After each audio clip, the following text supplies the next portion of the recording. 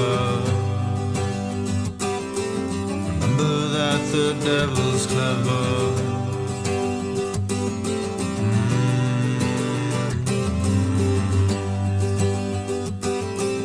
Brother John, where are you? Why are you sleeping?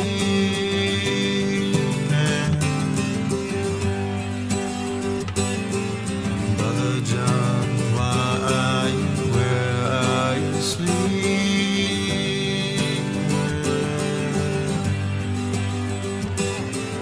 Take the lad into your room. Cast the candle on your door. Master, he's coming home soon.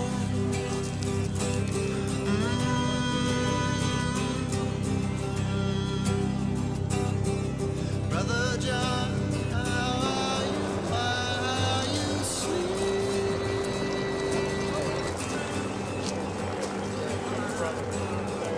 Brother John, why are you? Why are you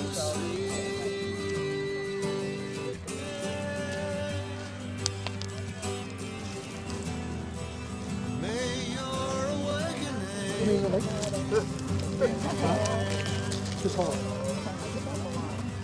Ready. Heaven could be any place. Why doesn't it fall off? Oh, yeah. Holy smokes.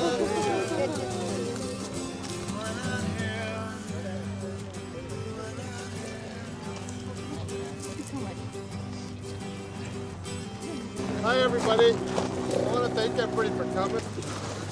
So we brought you all together here just to kind of celebrate Jim's life, right? Jim loved the spit, loved Alaska. First time he came here was in, I believe it was 1990. He worked in a dog sled or whatever. He went to school and moved up here for one winter to go and train dogs and be I guess a poop scooper, right? Even though he loved dogs, right? Everybody knew Jim loved dogs. He had the most well-mannered dog out there. But from there, he went to Montana, went to college. And then moved up here, and we never saw him again. We'd see him once every couple years. We were the roadway people. We lived, whatever, the privy life, according to him. But we loved him to death, right? And he loved all of you, right? He touched so many hearts in his life. We didn't know that. We do now. So, yeah, take a look. So I guess we're all here just to kind of, if you have a moment, just to share something about Jim you loved about Jim. And then the plan would be to spread ashes of Jim in the ocean, do a shot of Jameson and salute to Jim, and walk down and we'll have lunch down at the Land's End, I believe it's called. So feel free to chime in and stop us, talk to us. We'd love to meet you because we didn't know this side of his life. So if anybody wants to share anything about Jim, please do. You know, he's my idol growing up. I looked forward every year to when he came. And, you know, you got one of the greatest things. It's one of my best memories. I love that he does that to you too. Growing up, he was so tall. He could just take me by the feet, walk me across the ceilings in my grandma's house. You know, I'd always look forward to cooking because it was like 5-star eating every day when he was home. Because that man, you wouldn't eat till like midnight. It was awesome. Like, I never had any better pizza in my life. He just was awesome. He'd show up to all my baseball games as a kid, and everybody would stop. The game would stop. He'd show up on a bike with his dog in the side car, and then they'd see this tree get off a bike because he's so tall, and it was just amazing. Everybody loved talking to him. And hearing, we never heard many stories. Well, we heard a lot of stories, but not as much as you guys told us. And I'm sure there's a lot funnier ones that maybe aren't as appropriate for everybody, but I would love to hear those because I know he had that fun stuff. So thank you. I can't talk. But I miss and love him dearly.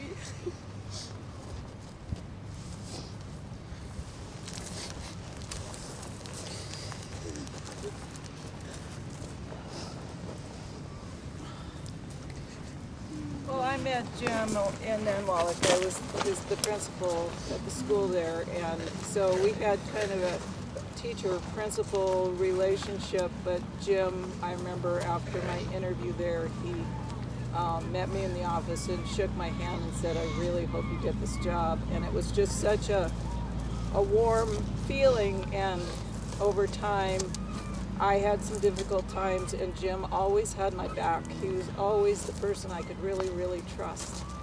And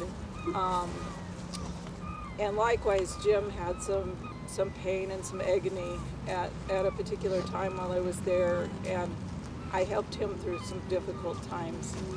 But while we were there together, we had a program in the school where we were trying to teach the kids to fill each other's buckets with kindness. And we taught them that everybody has a bucket inside, and that you can help fill each other's buckets, and you can fill your own bucket, and you can also dip out of each other's buckets. And Jim just took that program and ran with it, and it was like it was just part of his nature. And I was always sort of amazed when I go to his classroom and he was using the language just not like it was a program that he had just learned, but just it was just Jim. And I've been helping the family a little bit this week with getting his stuff moved out of the storage locker, and I brought this thing that I found that I want to give to Barb right now. I don't know if Barb even saw it, but it was just like it just hit me when I found it. And this must have been when Jim was in college in Montana. And it says, "Are you kind?" And I kind of imagine that Jim's bucket got very empty, but I do know that he was just supreme at filling people's buckets. And I didn't want that just to go to Goodwill. So I don't know, but you know, he leaves us with gifts, and I have to look at that because he would want us to. And I feel gifted to have spent some time and been part of this family, and I kind of feel like you're all part of my family. You know, I've gotten reservations for today from you, and I just realize how many people love Jim as much as I do. And it'll never get easy that he's gone, but I just have to remember what he's given us and treasure him. Thank you all for coming and being with us today. Well, I live in Wallach, and I was a Head Start teacher. So me and Jim kind of knew each other. You know, we'd meet at the end of the year. I was very fortunate to have all four of my kids work under Jim. He had expressed, you know, he just admired watching my youngest girl from a baby to where she is now. My third child, we called her Peanut. He never called her Shania. Because we called her Peanut, that was his term for her, Peanut. Peanut, how you doing today, you know? My son, which I didn't realize until graduation day 2020, his name is Seth. And what I didn't know when Jim had posted on the comment with a picture of him was, "Love, Mr. Seth Ryan." And I just was kind of like looking at it, and Christine happened to tell me Seth was so happy to have somebody with his name in it. And he, instead of calling him Mr. Reinseth, it was Mr. Seth Ryan. So, you know, and Seth, you know, held that to heart. All my kids did. My oldest, she did math a different way for her age. And the good thing, what I noticed with Jim in the classroom was the way he taught things was in a perspective that met the child's needs. And so with her, because she was so different into her learning, he had to explain it in a different way. And she says, thank you for, you know, helping her the way that she learned. Jim Jim was a big mentor to me. Through the years of knowing him, I knew this is who I want to be. This is how I want to teach, even the littles. And we would always collaborate with each other and figure out a plan. The big thing with us, though, is because we're so close to each other in the community, we had just started making dishes, so pasta was a big thing. And when he saw we were making the noodles, he would kind of message and hint down there, "My plate's a little empty, neighbor." And we would exchange dishes. He knew that he would get, a surprise treat, whether it be chicken parm or the bolognese. His was the bolognese. He always got a plate. And we had 3 dogs. We lost one a couple years ago, and Jim treated them like his own. He would come by the house and they would sit for him and he would give them a treat, and he really, really appreciated our dogs. He was a very, very well-mannered person in my heart and my family's heart. And I just want to thank you for raising such an amazing, amazing person. And he truly is missed in my family and my kids as well. And I'm going to use what he taught me for my kids. He was a very, very good person. So I travel. I work with teachers, helping kids of differing abilities, and I go all over North America. I live here in Homer. And the first time I went to Nanwalek, the first time I met Jim, I talked with the principal, Nancy, and I said, "Well, she says, what do you usually do?" And I said, "Well, I usually kind of go through and get to observe the different classes and get to meet people, and then we'll talk about, training or whatever, And she said, "Okay, why don't you start with the youngest class, start with Jim." And so she took me up and introduced me to him, and he was busy, and it was just, I thought, well, I'll be here 10 minutes, and then I'll go to the next class and I'll get through everybody in, an hour and a half or so. Then I'll go back and meet with her. And I went in and sat down, and the kids were just coming in, and there were several, I think I'm trying to remember now, there were 3 different age levels, and the day started. And I sat back, and pretty soon 45 minutes had gone by. I had tears streaming down my face. It was like a concert. I've done this work, and I've been in the education field for more than 40 years, so I'm not new at this, and I hadn't seen anything like this. And it was like, and so the kids went out, they had a break, they went to recess or went to the bathroom, I don't remember what, and I had just a minute to talk to him. And I said, "Jim, where did you get your training?" Like Yale, Harvard, Cambridge in the UK. I mean, I was like, "Where in the world did you get your training?" And he said, "Well, UAA and in I think it was Michigan, Montana. I'm sorry, one of those M states, Montana, and at some UAA." And I said, "You're really good." And he said, "Well, I've lived in the bush, and maybe that's it." And I went, "All those things are wonderful, but I've never seen this." And so I watched the kids come back in, and I thought, I got to get to the other classes. And I knew there were other wonderful people there too. But before I went to the next class, I went down to the principal and said, "Nancy, do you know, he's really good?" And she said, "Yeah, he is." And I said, "I need to make a phone call." So I called the special ed director, Clayton Holland, and said, "Have you seen this teacher?" And he said, "Yeah, I've heard he's really good." I said, "He's really good. I want to film him." Anyway, so that's kind of how that whole film thing started. And so I went through and I met lots of wonderful people and got to the lay of the land at the school, and we talked about some other things. And at the end of the day, I went back. And what was amazing to me is, like, the kids were just as on task and as focused as they were at the end of a very tiring day as they were at the beginning. They were just more tired. Yeah. It was stunning. So I was honored to get to be in his presence. I was honored to see such a magnificent, master teacher at work, and I'm really sorry he's not with us.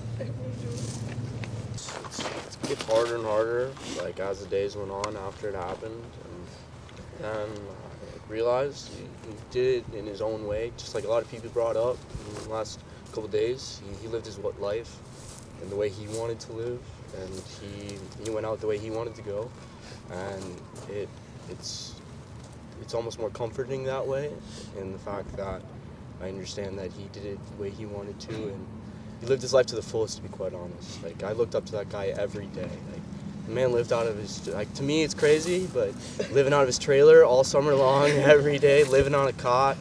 Footloose and fancy free. Yeah, exactly.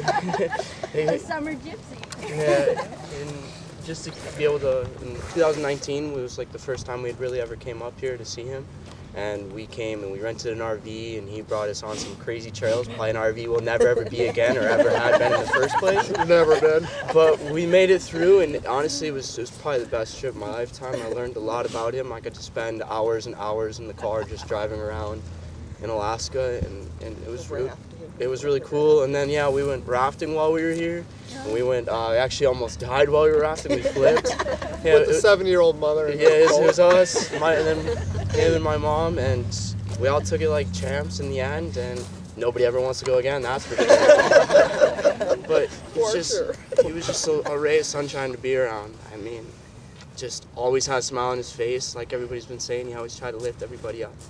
And that's definitely like the one thing I look up to him for the most, was just that, and I can use that. So thank you, Jim. Thank you. I had the pleasure of knowing him for a really short time through Jeff and Keely, because we're teachers. Met Jeff and Keely through Yukon Flats, and then introduced me to Jim like 2 years ago, and just instantly fell in love with him. My husband and I just hung out any chance we got, and he was definitely something to look up to. He's inspired me to be a better teacher, special education teacher for 9 years, but I love his wisdom. He's inspired me to become a cook, which I always have cooked, but just, I loved him hard. I wish I had more time with him, but appreciate every moment I had and every lesson he taught me. And love that I got to meet you guys.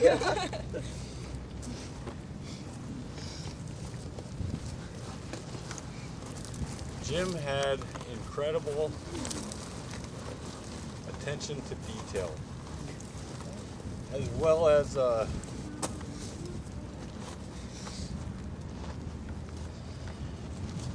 being incredibly kind.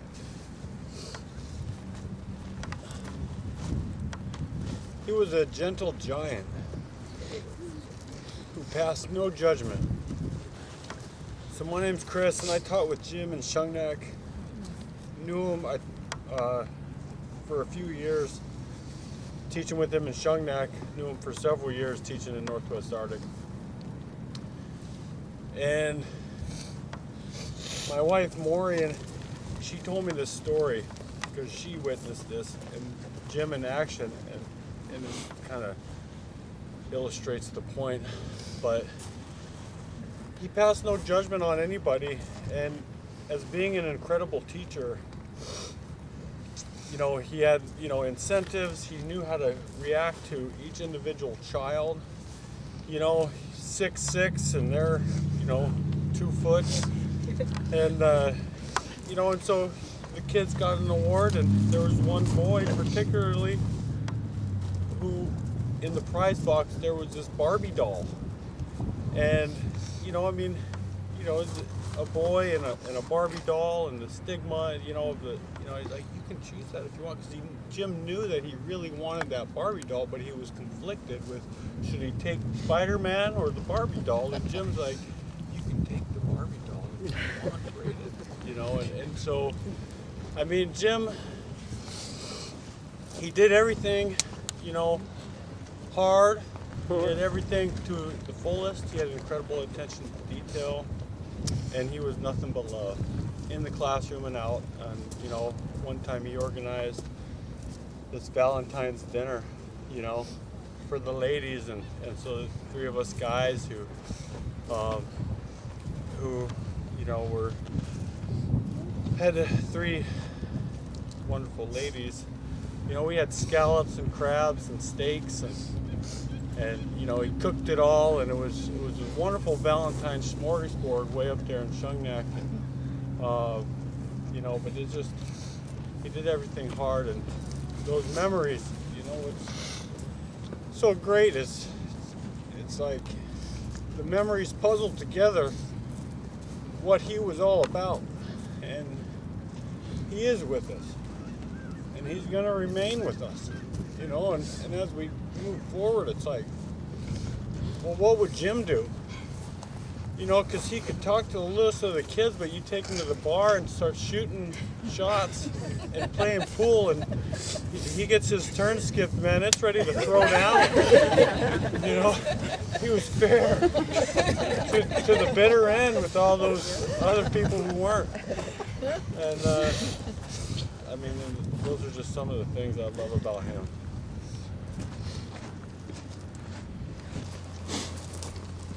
So we're going to distribute Jim's ashes. And afterwards, we'd like to do a shot of Jameson. If anybody wants one, we'll pour it. You're welcome to walk with us, or we can pass around the box too. These days without you let me down slow and keep me after what I used to know, and keep me waiting for your smile, sunlight in your eye, and deeply hoping you'll be coming home. These days have got me down upon my knees, amazed at what I never thought I'd need. If I could have you, I would try not to let slip by for what seems so important to me.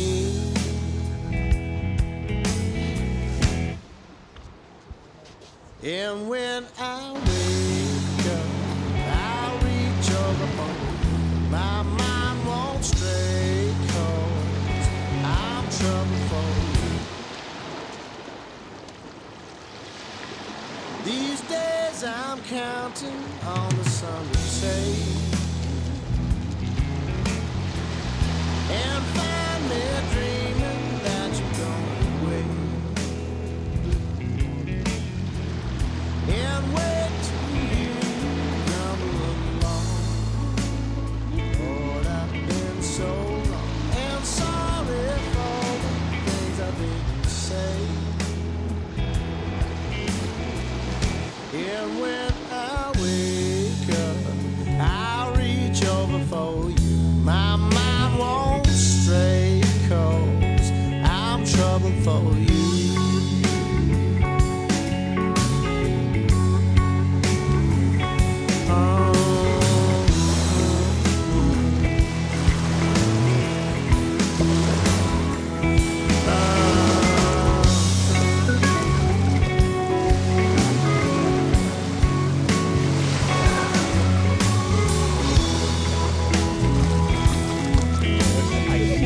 These days without you know they're gonna end.